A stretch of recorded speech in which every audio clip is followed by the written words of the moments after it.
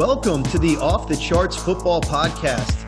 I'm Matt Manocherian, former NFL Scout and currently of Sports Info Solutions, joined by Aaron Schatz, the godfather of football analytics and the founder of Football Outsiders. On today's episode, we will have the most important games of the week, our always prime meat and potatoes of the show, but then we will also have some specials, including a NESSIS recap. That's the New England Symposium on Statistics in Sports with Sports Info Solutions researcher Alex Vigderman. He and I traveled up to Boston for the event. And then don't miss John Verros' injury insights later in the episode. We'll keep those coming at you on a weekly basis. Aaron, I'm excited for today's episode. And what did you make of the big games last weekend as we head now to the quarter point of the season? I think there were a couple of surprises. We're going to talk about one of them in a moment, which is the Tampa Bay Buccaneers.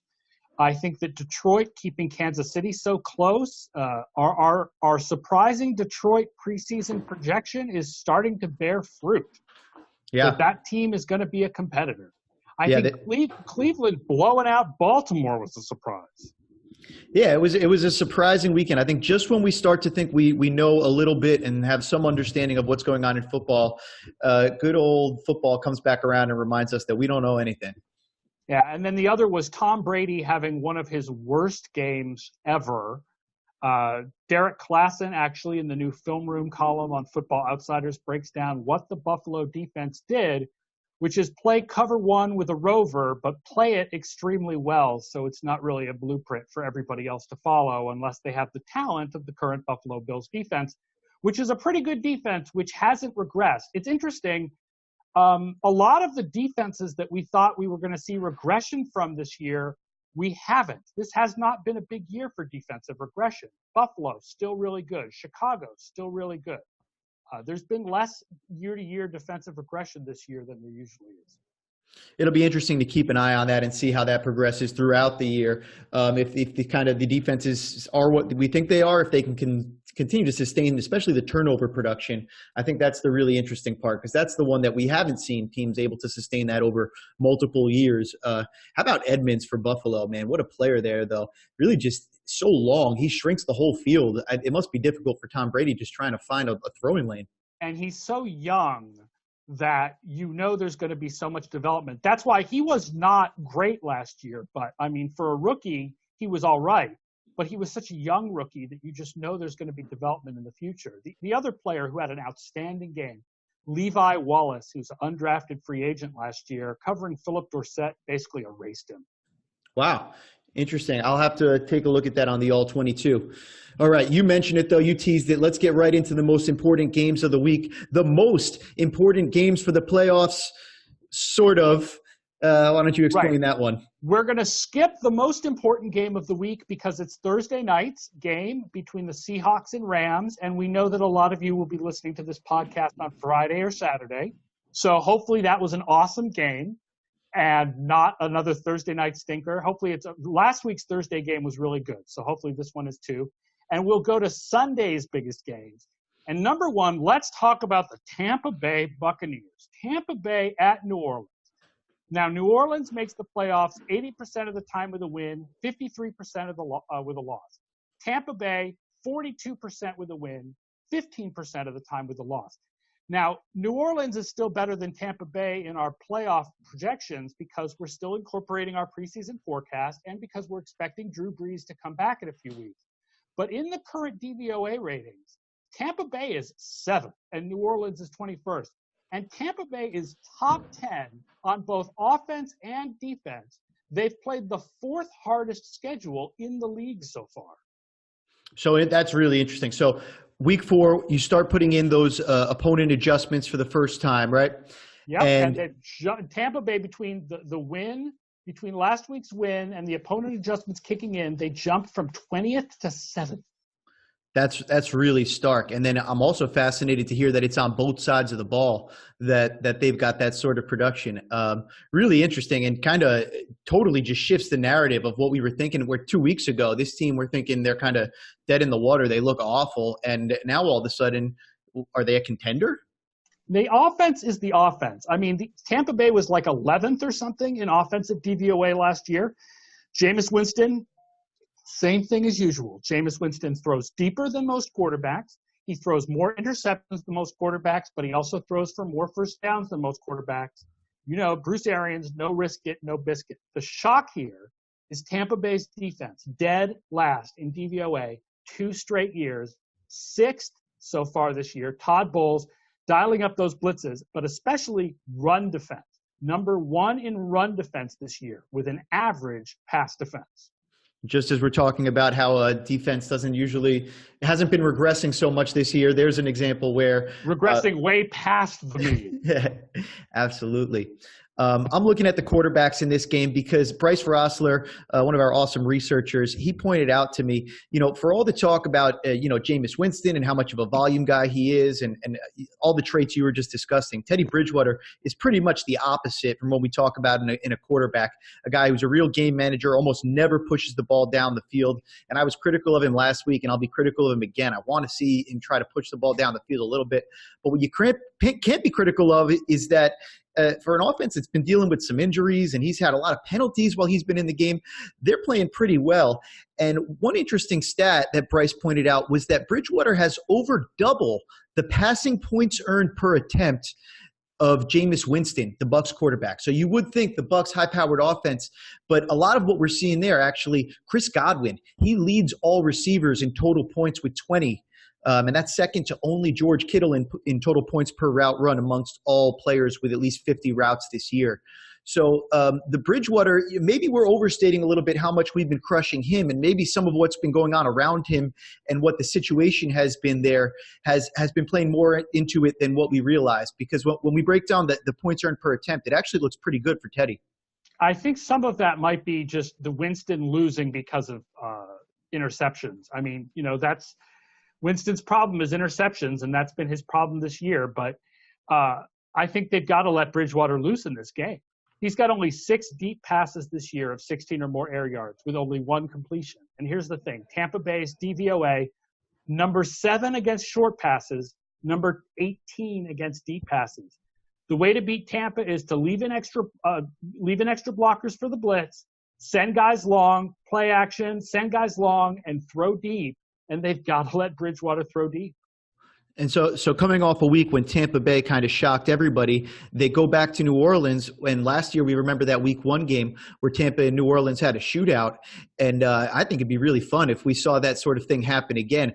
I don't know if that's exactly the defensive matchup that Jameis Winston wants to go up against, but you could see a lot of passing from that side of the ball, which would be kind of boom or bust, as always, with Winston and with the kind of Saints defense stereotypically kind of either giving up big plays or being really stifling. And then flipping it around, if Bridgewater has to air it out, that may play into exactly what you're talking about with that 18th ranked deep pass defense. Yeah, pressure. Winston's going to be feeling the pressure in this game. The Saints are number 2 in pressure rate. The Bucs are 14th on offense in preventing pressure. We talk a lot about Cam Jordan. I think in previous episodes I've mentioned Trey Hendrickson as an underrated player for the Saints. So they'll be bringing a lot of pressure up against Jameis Winston in this game. All right, moving on. What is the next most important game for the playoffs? The next most important game for the playoffs is one that is always important for the playoffs. Baltimore at Pittsburgh. Baltimore is in the playoffs 66% of the time with a win, 38% with a loss. Pittsburgh, 39% with a win, 14% with a loss. This is Pittsburgh's chance to really get back in it by going to 2-3. And Baltimore, of course, the division race is tight, so every division win really, really matters. So this will be another big game between these two teams like they always are. Yep, a little bit of a division reset last week with the Browns beating Baltimore. And Pittsburgh with Mason Rudolph. He's currently making 42% of his non-spike and throwaway throws at or behind the line of scrimmage. Since 2016, amongst quarterbacks with a minimum of 100 attempts in a season, Brett Hundley's 2017 campaign has the highest rate of throws behind the line of scrimmage at, quote-unquote, just 28%. So the highest rate of throws behind the line of scrimmage that we've seen is 28% since 2016. Mason Rudolph outpacing him 50% higher up above his total at 42% so far this year. We'll be looking forward to seeing him start to push down the ball down the field a little bit as he did at Oklahoma State. And when Mason isn't doing that, they're bringing in the Wildcat and having Jalen Samuels flip little shuffle passes. Yeah, that was a lot of fun to watch. I think that might have been kind of 1 week in, 1 week out. I don't know how much we'll see that going forward, but that was a lot of fun there. There are a couple of crazy things about this game with Baltimore. The first is Baltimore's defense has been terrible this year. Like we were talking about how regressing to the mean has been less of an issue this year. But with Baltimore, they've regressed way past the mean. They are the 29th best defense so far, according to DVOA. They are living on offense, which is third, and special teams, which is second. And that is crazy. Like, yes, they lost a lot of talent in the offseason, but they also added Earl Thomas. Baltimore should not be 29th in defense, and I can't imagine that they're going to be in the long run.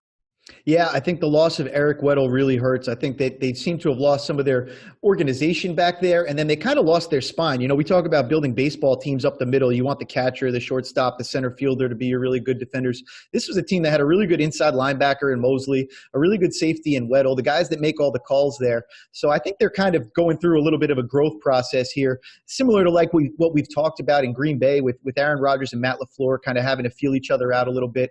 But I'm with you. I think once Earl Thomas gets really comfortable back there, I got my money on this defense and specifically that secondary to be one of the better ones in the NFL.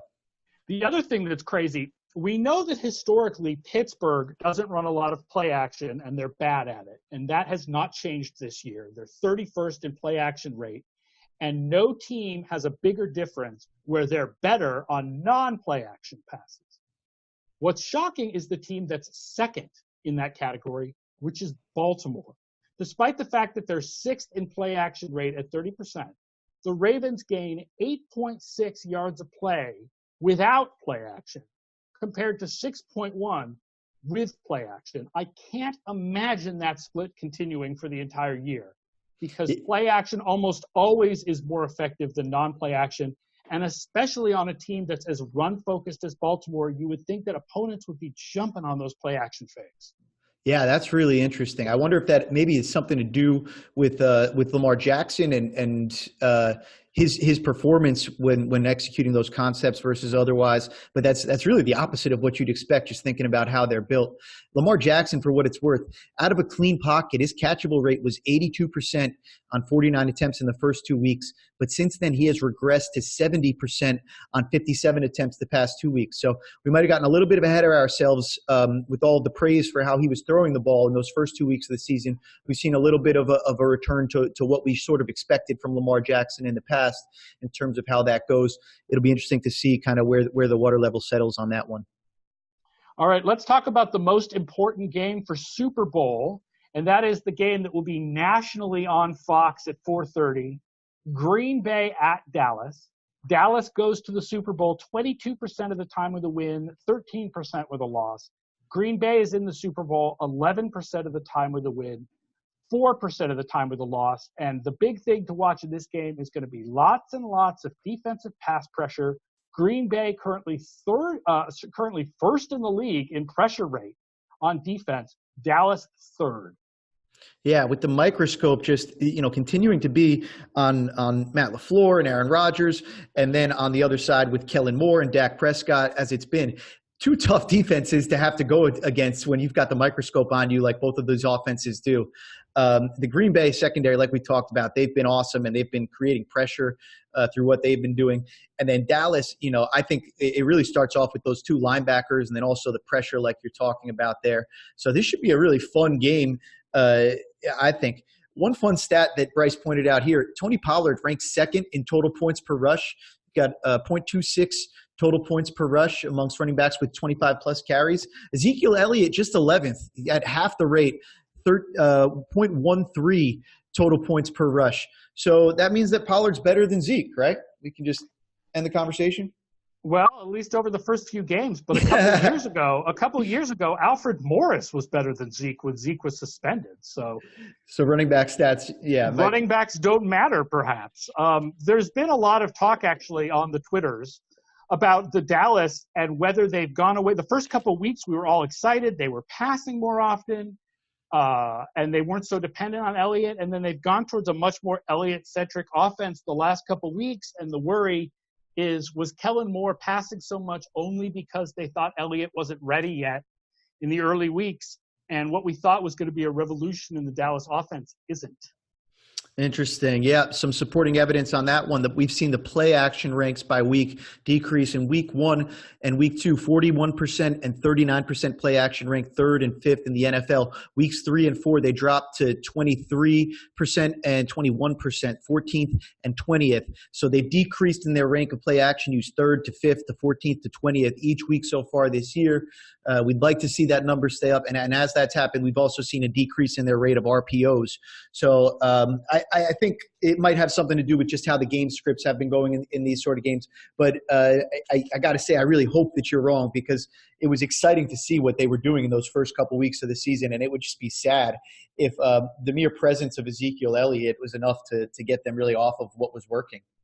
Yeah, the game script, I mean, obviously that Miami game script was heavy run because, 31-6. But the New Orleans game shouldn't have been like that. There was no reason for the game script to favor the run against New Orleans. They lost. Well, the Miami game was actually really close up until they broke it open in the third quarter. Yeah, it's been Dak in the third quarter. He hasn't missed so far this year, right? The other thing I want to point out in this game is a couple of cornerbacks. One, a weakness. That's Chidobe Awuzie of Dallas. He's 55th out of 69 in yards per pass allowed. I don't know who he'll be covering because the Devante Adams may be out of this game with the toe injury from last week. So that would, I guess, make Geronimo Allison the number 2 receiver with Valdez-Scantling covered by Byron Jones, or maybe they would switch it. I'm not sure. The other guy I want to give big props to, Jair Alexander from Green Bay. We picked him as one of our Madden stars of the month for Madden Ultimate Team. 2nd in the league with 3.6 yards per pass allowed. 5th in the league with a 73% success rate.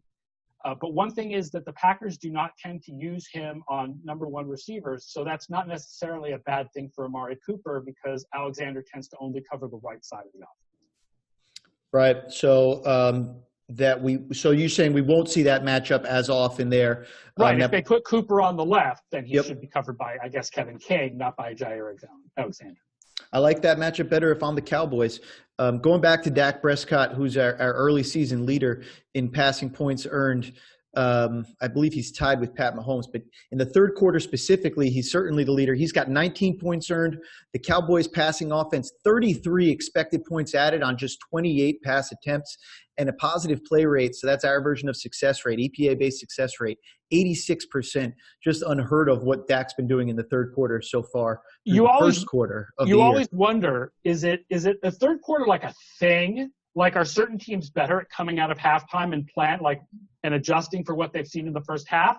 Or is it just random splits, that just splits happen randomly? And I think that over time, it doesn't tend to correlate to, good performance in certain quarters doesn't tend to correlate to good performance in certain quarters in the future. But theoretically, it might if, certain teams do plan halftime better.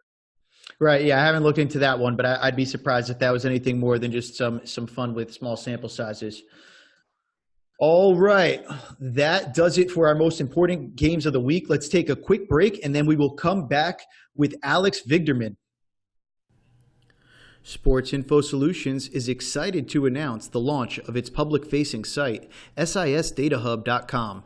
The new SIS Data Hub is free for all to use and features detailed player pages and leaderboards that provide some of the best information available. In addition to all of the standard statistics, here you'll find proprietary data collected by SIS video scouts, like on-target percentage for quarterback, pressure rates for edge rushers, blown blocks for offensive linemen, and more.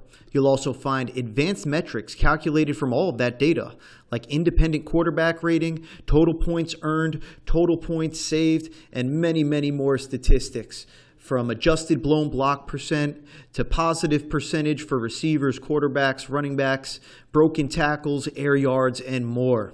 For the most avid football fanatics, a pro version of the Data Hub is also available, which contains everything from the free version as well as filters to split by situation, personnel, and almost anything else imaginable, coverage scheme, run direction, and more. The Data Hub Pro also includes team leaderboards, NCAA data, and the ability to download all data as CSV files. You can register for a free 7-day trial by going to pro.sisdatahub.com. Coming back in, we have Alex Vigderman with us. Alex is here to talk about NESSIS, the New England Symposium on Statistics in Sports. We went up there this past weekend. It was at Harvard up in Boston, Cambridge, I guess to be exact. And Alex and I went up and spent the day with about 300 or so other stat nerds there to break down all the analytics going on in different sports around the country. It's kind of similar to what Sloan Sports Athletic Conference probably was about 10 years ago when it was first starting up in a much smaller event. It's also an ESPN affiliated event. We were able to see, people like Brian Burke and Seth Walder there. Some really cool kind of doing people at ESPN doing just some awesome work. Paul Saban amongst them.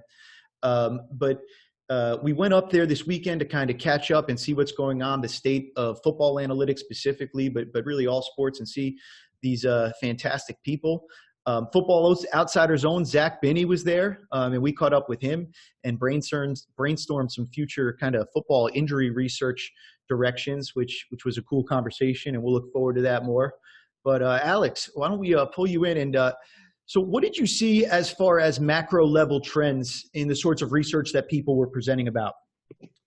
Yeah, so the two things I think I noticed the most, and they're sort of tied together, are both related to publicly available ways to analyze data. One of them is there were a lot of people who were working on either projects related to the Next Gen Stats Big Data Bowl and using that data for further research purposes, or using NFL Scraper as a source for data. So there's sort of that version of things where it's sort of the way that we've typically thought of publicly available data, at least in the last couple of years. And then there was also a lot of presentations that related to video tracking through essentially machine learning on top of the video feed for the game. And there are actually some publicly available infrastructures that allow you to record pose positioning for the different players on the field and identifying. It tends to be more for basketball because it's a lot easier to do with the way that the camera works and the way that the court looks, and they're all standardized in that way. But people are starting to work on the kinds of things that frankly we do as a company using video scouts. People are starting to look into ways to use machine learning to collect similar data points. I mean, it's fascinating what you could do with machine learning. I'm sure you guys have seen ESPN's machine learning that identifies coverages based on machine learning and the Next Gen Stats, which is fascinating. Yeah, we've seen that, and we actually caught up with Brian Burke about that, the main guy who worked on it. They actually used some of our coverage data to actually train their data on the coverage recognition stuff. So it was cool catching up with Brian. He was saying that if they, right now there's about a 2-play delay from when they process from when it actually happens, it gets all processed, and then they have the takeaways from it. And he was saying if they could get it down to the sort of thing where it was like instantaneous, then it would be even more useful for broadcasts. Right now, there's kind of like a 2-play delay thing going on. Well, that's the biggest problem that ESPN Stats and Info has. And I'm not trying to criticize anybody, certainly not anybody at ESPN Stats and Info. But they do so much good stuff, and it just doesn't get used enough in the TV broadcast, especially Monday Night Football. They do QBR. They chart things live on Monday night with the goal of using QBR during the Monday night broadcast, and it just never gets used. I would love to see more ESPN Stats and Info on the Monday night broadcast, and I'd love to see ESPN try to do a separate stats broadcast of an NFL playoff game, for example, in the same way that they did with the wild card game in baseball. And I'm not saying that just because I want them to ask me to be on it, although I would like them to ask me to be on it.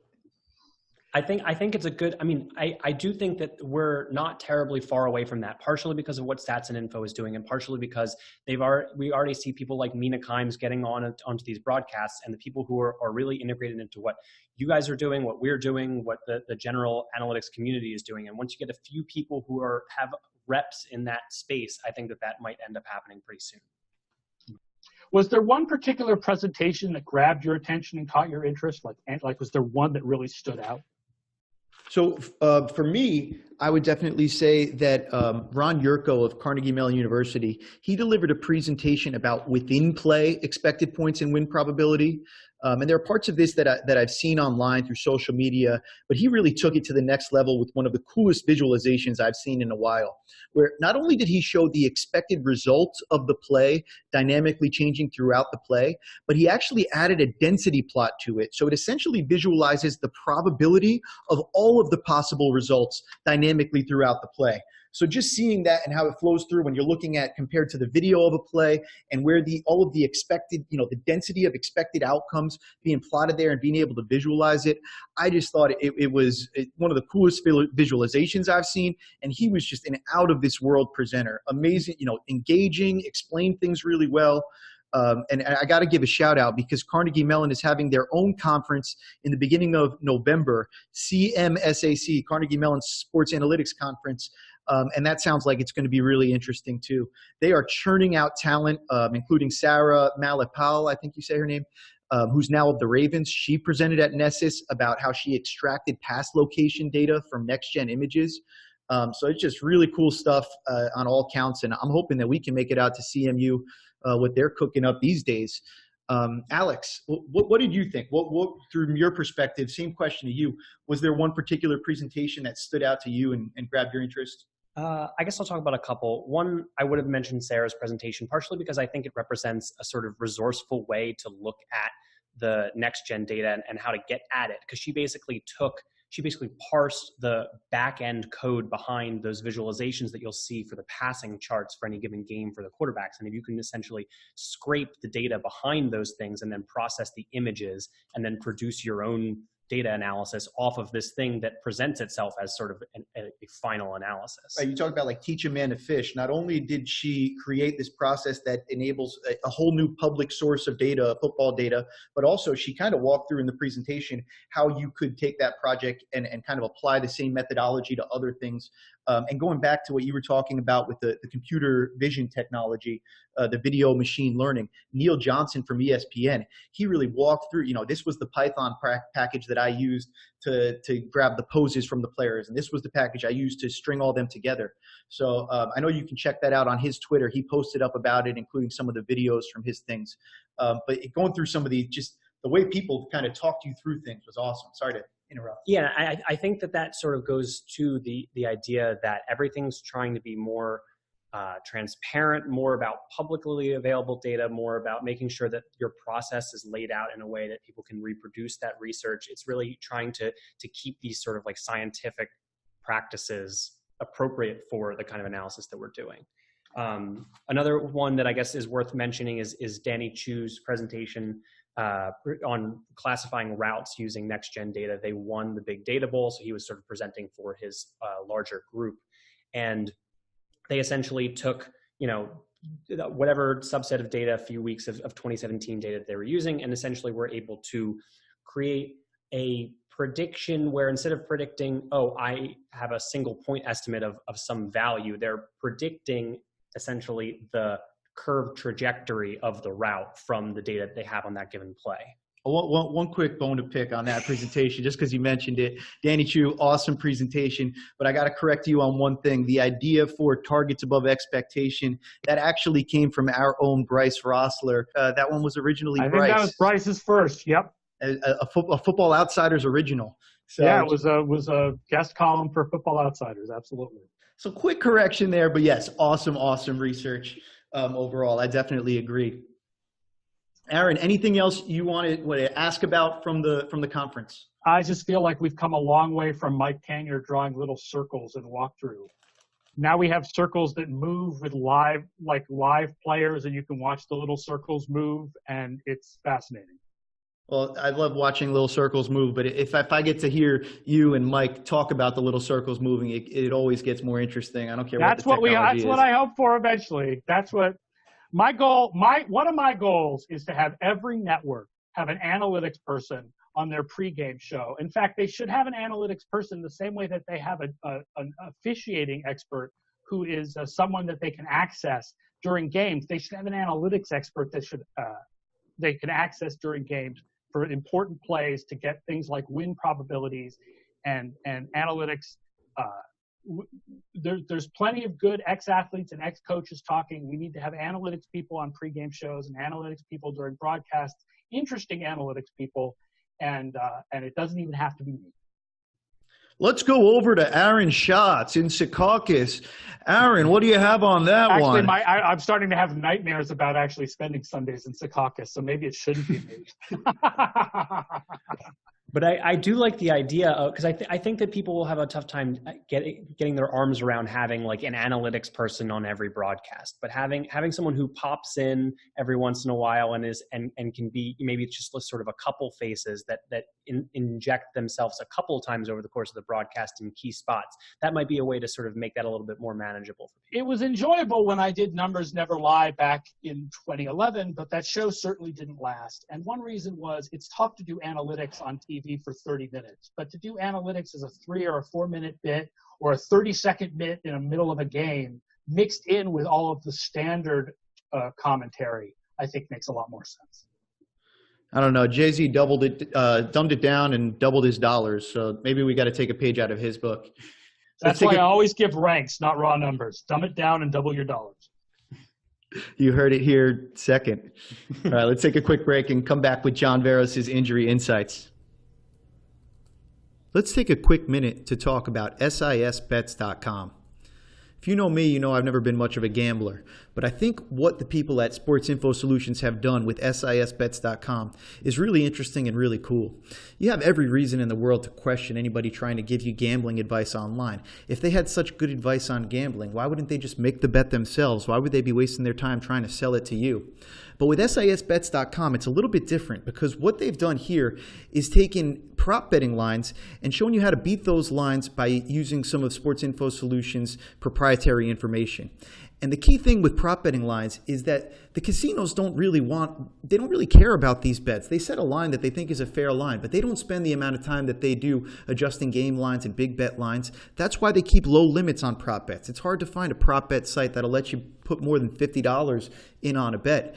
But part of that advantage can come to you with SISBets.com because what we've done here is we've allowed all the people that want to make these bets to go leverage our tools and beat the prop bet lines. So you never know if you're more than a few clicks away from knowing which hitter has an edge in a baseball prop bet or which pitcher is about to go over his strikeout over-under if you're interested in betting on playoff baseball.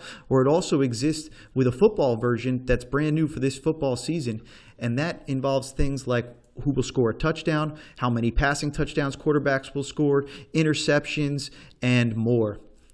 You can also look at target totals and completions for quarterbacks. So check out SISBets.com. You can create a free account and you can get up to 10 free prop bet queries on your trial account. So check it out. Let me know if you like it and see if you can get, if you make something on those first 10 bets, then maybe you'll want to come back for more. Check it out, SISBets.com. Up next, we have everybody's favorite segment, John Verros, with his injury insights, which has become a regular staple of the program. John, what is happening, my man? So this week we've run into a couple of NFC North injuries. I think it's best to start off with the more talented of the two, and Devante Adams. What do you think? Yeah, let's start off with Devante Adams. We saw him go down in that last game, and Rodgers really seemed to struggle after he went out. What can we make of his situation?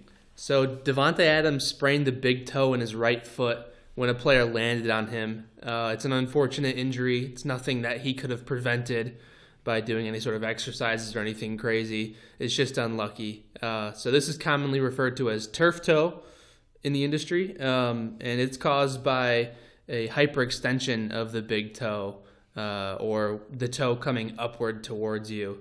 So I played receiver back in the day. That'll screw you up if you don't have that big toe trying to cut off of that. That can be really painful. It sounds like this could really affect him for a few weeks. Yeah, so it is super painful, and every time he tries to push off that right foot, that toe is going to bend upwards naturally, and it's going to cause him pain every time that ligament stretches out again. Now, there are some tape jobs that you can do, the training staff can help him with, that will prevent the toe from extending or coming upward, and that'll help a little bit. But again, he's a superior athlete. Like, he's going to be pushing off and cutting off on that toe every chance he gets. That's part of his job. So I expect him to miss 1 to 3 weeks. An earlier return could mean that he puts himself at jeopardy for re-spraining this toe. But it just depends on how much pain he's willing to play through for his team. And obviously there's pressure being Devante Adams to come back as fast as you can.